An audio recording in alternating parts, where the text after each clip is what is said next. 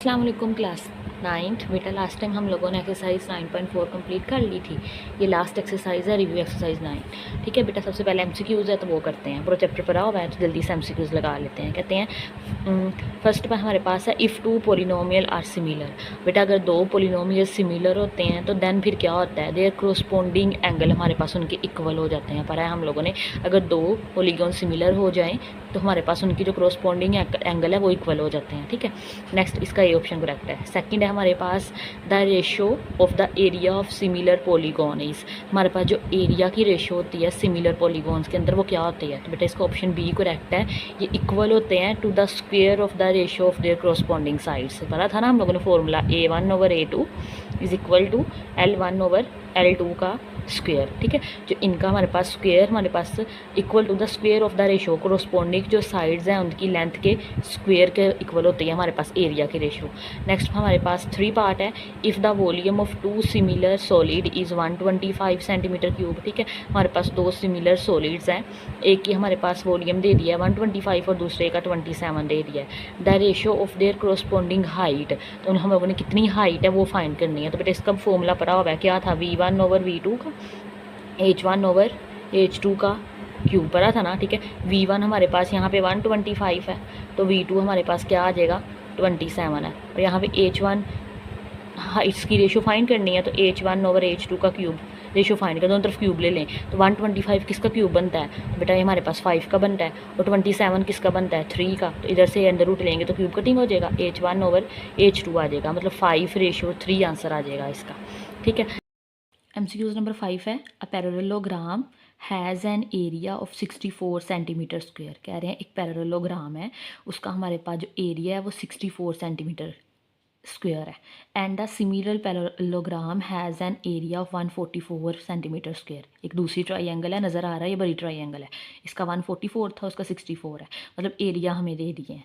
If the side of the smaller parallelogram is 8 centimetre. ठीक है, मतलब एक 64 वाले का जो स्मॉलर, उसका जो लेंथ है, उसकी एक साइड की जो लेंथ है वो कितनी है 8 centimetre. And the corresponding side of the larger parallelogram is, वो हमने फाइंड करके देनी है। तो बेटा फॉर्मूला हमारे पास क्या होता है, A1/A2 is equal to L1/L2 का स्क्वायर। ठीक है, अब हम अपने ध्यान रखना है ये 64 स्मॉलर है तो 64 को हम A1 कहने लगे हैं। ठीक है, तो मतलब L1 हमारे पास आएगा इसके रेसिप्रोकल में, तो A1 हमारे पास क्या आया है 64, A2 144 आ जाएगा।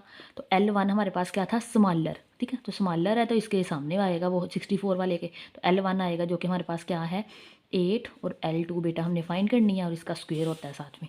तो 64/144 इज इक्वल टू 8 का स्क्वायर लेंगे तो 64 डिवाइडेड बाय L2 का स्क्वायर आ जाएगा। ठीक है, इसका रेसिप्रोकल ले लें ताकि इसे बदल लें। L2 हमें चाहिए होता है, मैंने को पहले बताया हुआ है पीछे। ठीक है, जो चाहिए होती है चीज़ उसे ऊपर कर लिया करें। L2 का स्क्वायर 64 इधर लिख लें, इधर से ये भी पलट जाएगा, 144 ऊपर चला जाएगा, 64 नीचे आ जाएगा।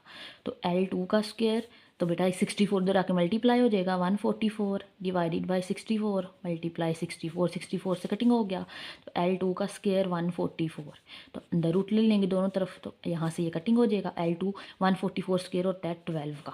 ठीक है, तो 12 सेंटीमीटर इसका आंसर आ जाएगा। नेक्स्ट क्वेश्चन नंबर 3 है।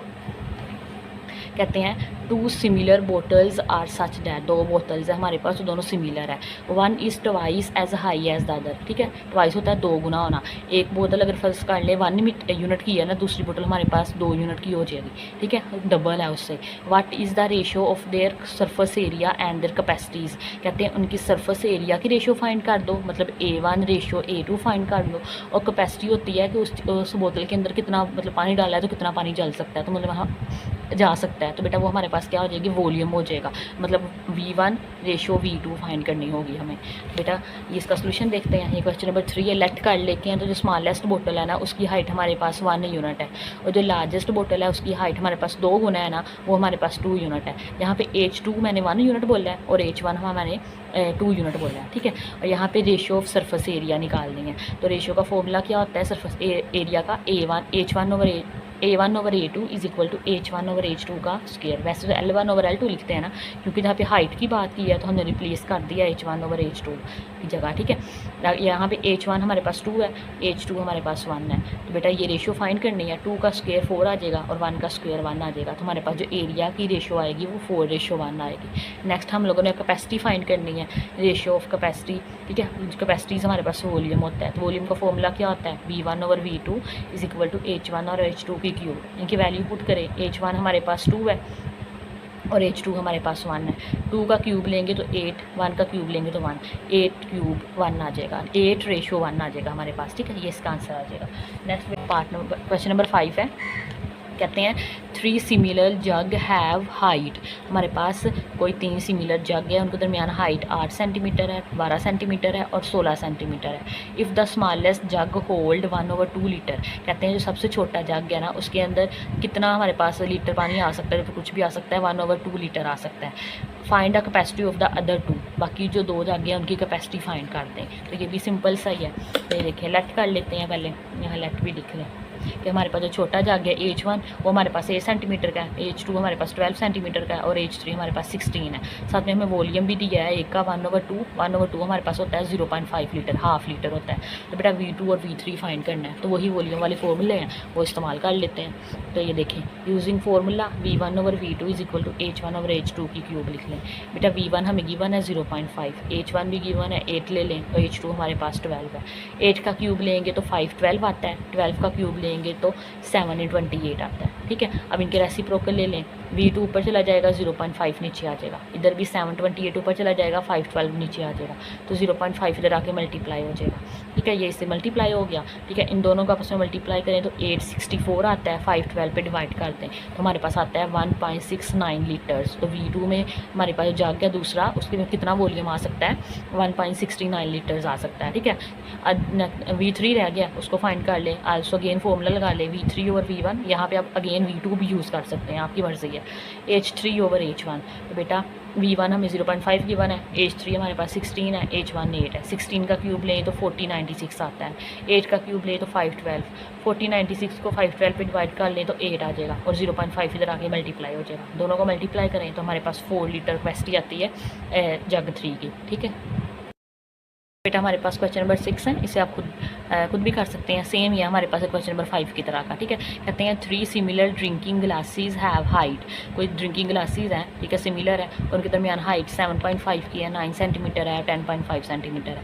If the tallest glass hold 343 millimetre. तो सबसे लंबे वाला ग्लास है ना, उसमें कितना पानी आ सकता है, हमारे पास सबसे लंबा जो है 343 मिलीलीटर चीज़ें आ सकती हैं। Find the capacity of the other 2। दूसरे दोनों की कितनी कैपेसिटी है, तो बेटा ये हमारे पास L1 हो, H1 हो, ये H2 तो ये H3। जो हमारे पास सबसे ज़्यादा हाइट वाला ग्लास है वो 10.5 का है, उसका हमें दिया हुआ है वॉल्यूम, तो वो हमारे पास V3 दिया हुआ है, मतलब, ठीक है, 343। बाकी 2 V1 और V2 फाइंड करने हैं, तो सेम फॉर्मूला यूज़ हो जाएगा। लेट कर लें, H1 हमारे पास 7.5 है, H2 9 है, H3 10.5 है, V3 343 है, V1 और V2 फाइंड करना है। फॉर्मूला इस्तेमाल कर लें, V1/V3 is equal to H1/H3 का क्यूब। बेटा V1 हम लोगों ने फाइंड करना है, H3 हमें V3 गिवन है 343, H1 7.5 है, H3 10.5 है। 7.3 का क्यूब ले लें तो ये आ जाएगा, 10.5 का क्यूब ले लें तो ये आ जाएगा, ठीक है। इन दोनों का आपस में डिवाइड करें तो 0.364 आ जाएगा और ये 343 इधर आके मल्टीप्लाई हो जाएगा। इन दोनों को मल्टीप्लाई कर लें तो 125 आ जाएगा। 125 मिलीलीटर हमारे पास कैपेसिटी है V1 ग्लास के अंदर, ठीक है। अब हम लोगों ने V2 फाइंड करना है, उसके लिए भी फॉर्मूला अप्लाई कर लें, V2/V1 is equal to H2/H1। यहाँ पे आप V3 भी इस्तेमाल कर सकते हैं और H3 भी, ठीक है, सेम आंसर आएगा। तो बेटा V2 हम लोगों ने फाइंड करना है, V1 125 है, H2 हमारे पास 9 है, H1 7.5 है। 9 का क्यूब लें तो 729 आता है, 7.5 का ले तो 421.875 आता है। इन दोनों को आपस में डिवाइड कर दें तो 1.728 आ जाता है, 125 इधर आके मल्टीप्लाई हो जाएगा, ठीक है। तो ये हमारे पास आता है 216 मिलीलीटर्स। तो हमारे पास जो वॉल्यूम है सेकंड ग्लास का, ठीक है, वो हमारे पास कितना आता है 216 मिलीलीटर्स आ जाता है।